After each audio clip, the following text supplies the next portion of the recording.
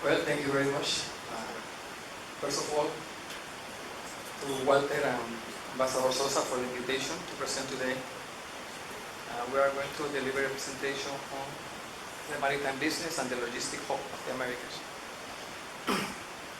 First, we are going to take you through a little geography class to show you what is Panama and why the importance of Panama in the maritime business and logistics. Then we have Panama, right? Then again, the interoceanic region defined by the Panama Canal.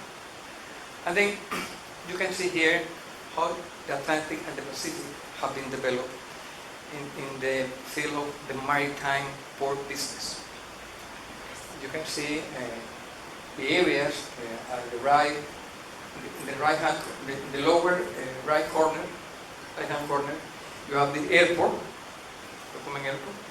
Then in the canal you have, in the Pacific, one port in the right hand side, one port in the left hand side. Then you have also a logistic park, which used to be an Air Force, US military Air Force. And then another green area where it's supposed to be the largest logistic park in the Pacific, 1,000 hectares. And in the Atlantic, that globe on top is showing you the Colón Free Zone and the 3 ports that Panama has there. Then you can see the highway that connects the Atlantic and the Pacific. Only 55 kilometers. Then we have the railroad. Only 60 kilometers. And then we have the canal. It's 60 miles, 90 kilometers. This all together in the interoceanic region around the canal, around the Panama Canal. So, from this screen, I told Walter that I have only one screen, 1.1 slide, split in 20. And then we have the Pacific area. In the Pacific area, then we can see like a zooming this area. We have the Air Force, they use the old military Air Force that the US Army has there. The 2 ports developed in the last 20 years, and the green area of 1,000 hectares that the plan is to develop in a logistic park. And another zooming view, you can see the 2 port facilities, one in the east bank of the canal and the other one in the west bank of the canal. This is the largest transshipment center in the west coast of Latin America. Because this investment, this development, is for transshipment of cargo. As you may know, Panama is only 4.5 million people, or 5 million, and only one port of this many can move the whole cargo of Panama, but we have 5. So this gives you an idea of the importance of Panama in the maritime business for the global port operators that are seeking business in the transshipment area. These 2 ports, the largest port infrastructure in the west coast of Latin America, for transshipment of cargo. And then we have in the Atlantic a similar situation. Even, I have to tell you that the vocation of the Atlantic for transshipment is much higher than the Pacific. And zooming this area, we have the free zone. A domestic airport, well, it was built for international business, but hasn't taken off yet. Then we have the free zone, the port of 3 ports together. And this is the largest port infrastructure in the whole Latin America, in the Atlantic, including the Caribbean, for transshipment. It's important to point out that this is transshipment of cargo, transit of cargo. It's not cargo for the domestic consumption, it's for transshipment. And later I will show you another big investment that is coming, starting end of the year, with another port in this same location. And then a close view of the ports, closer view. This is a huge infrastructure. The people that is in this business may realize this is big for this country. There are 3 port operators there, global port operators. And then here you can compare what is in the Atlantic, what is in the Pacific, in one slide, in the term of port infrastructure. Why we are stressing port infrastructure? Because this means maritime connectivity, which is that it is what gives life to a logistic hub. Because logistic hubs in the maritime field, as well as in the air business, is about connectivity. These 5 ports give it to Panama 15 container vessels per day are docked in Panama. Today, we have 15 vessels, container vessels, doing transshipment of containers. We are not talking about general cargo, we are not talking about fuel, we are not talking about steel, bunker, or whatever it is, containerized cargo in these 5 port facilities. This facility means for Panama connectivity, maritime connectivity. This has ranked Panama as the number 2 in America in maritime connectivity, only after the United States in maritime connectivity. No one country in Latin America has but 15 vessels doing transshipment in a single day. Transhipment. So, all of this together takes us to this slide, where you can see again in a different type of map, the Panama Canal, the 3 ports in the Atlantic, and a new port that is going to be built starting this year. Actually, it was a port that started 3 years ago, before pandemic. Was a Chinese company started building this port. But something happens in the middle and they quit. And now a shipping line is taking this project.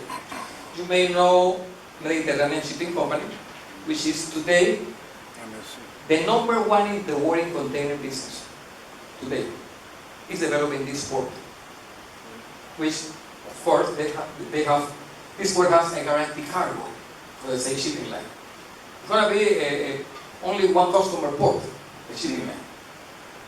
And this port is going to bring about 2 to 3 million TEUs more to Panama. Panama already handling 8.56 million TEUs.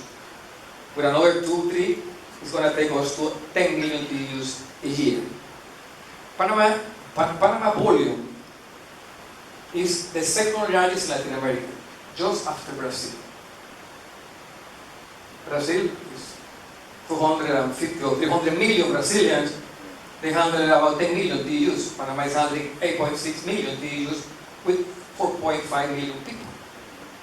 So the comparison is not simple, but when you compare ports, and you're talking about the transshipment ports, you have to compare apples with apples, no oranges with apples. So we can compare Panama. Panama has no contender in the region for transshipment, because it has 2 ports, 5 ports, 2 in the Atlantic and 2 in the Pacific, connected by rail. 17% of the cargo that is handled in these ports is handled by the railroad and the trucking. Transshipment cargo that is not coming to Panama. So it's a totally different economy. We don't depend on local cargo, we don't have local cargo. The transshipment ports, you have to imagine and compare the transshipment ports like the Panama Canal. The Panama Canal transit vessels. For the port is transiting cargo, no landing in Panama. Okay? So we have here the 2 ports in the Pacific, and again this is a different map, but that shows you the same story. This is what gives Panama the potential to become the logistic hub of the Americas. Panama has been developed logistic business in the last 2 years during pandemic, successful business in logistics. And against all forecasts, Panama handled 1.4 million TEUs new business during pandemic in the ports.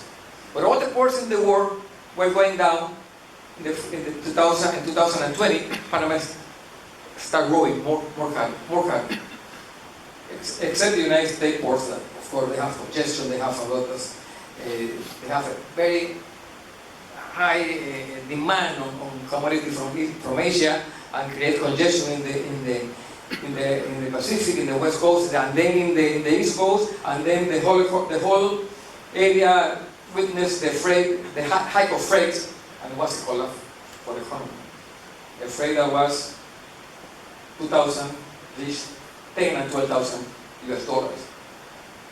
And for Latin America, it was even worse. The freight that was usually 4,000 reached $20,000 level container. So we have this offer to the world. This is not an infrastructure for Panama cargo. It's for the cargo that transit Panama. It's for the cargo that can stay here for a couple of days and receive a value added, receive a ticketing, palletize, inventory control, management, whatever value you can give to the cargo here. And even only you can have it here just waiting and be close to the final market. Because if you have a cargo in China or Far East that is consuming in the region, better you have it here, so you can dispatch very easy from here. That's another business that Panama has developed, and it's nearly the same of free zone, but free zone is more I buy and I sell, I buy and I sell. So, and this is a map that maybe you have seen before, which is provided by the ACP, about all the trade routes the canal connects, but we are talking about containerized cargo in the transshipment hub, in the logistic hub.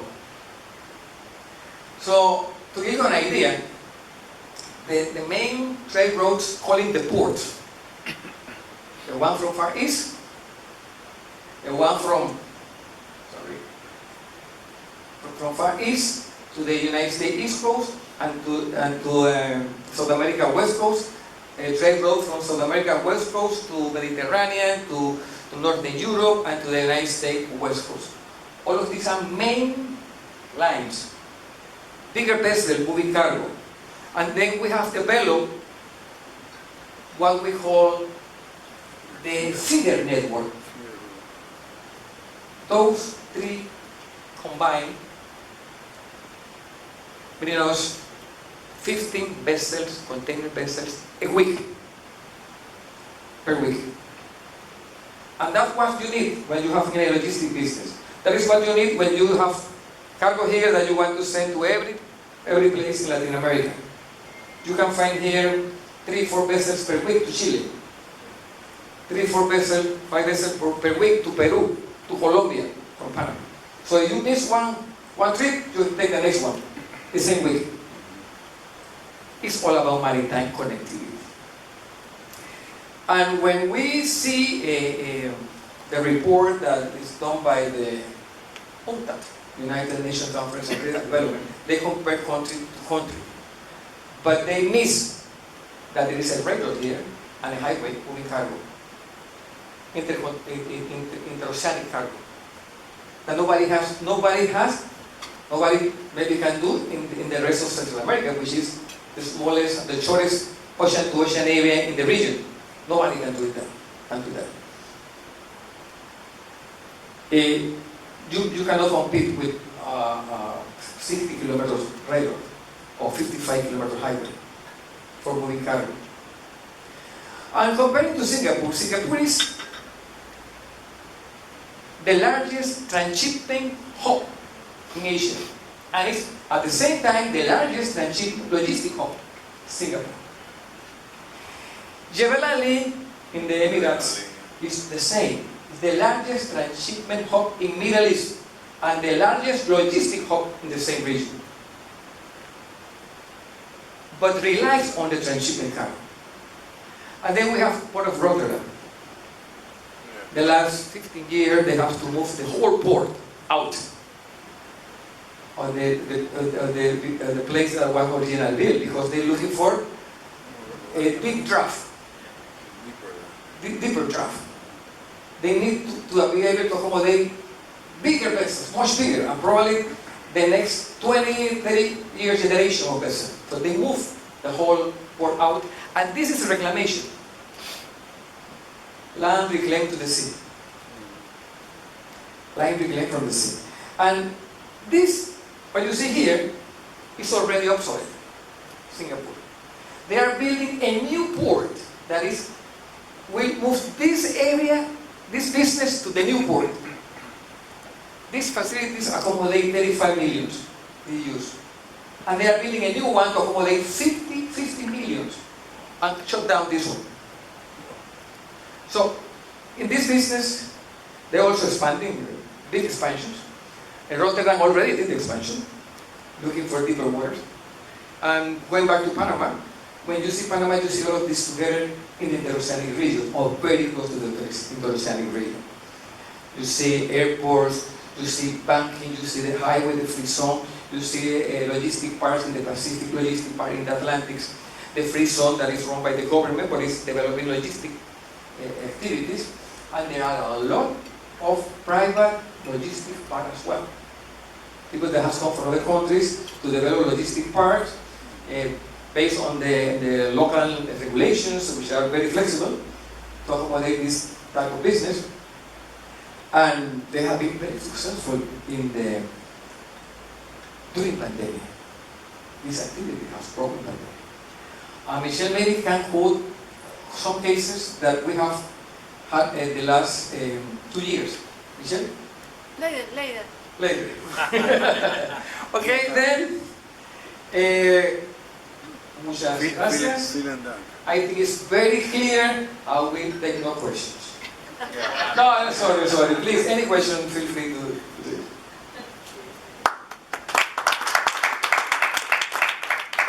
Next,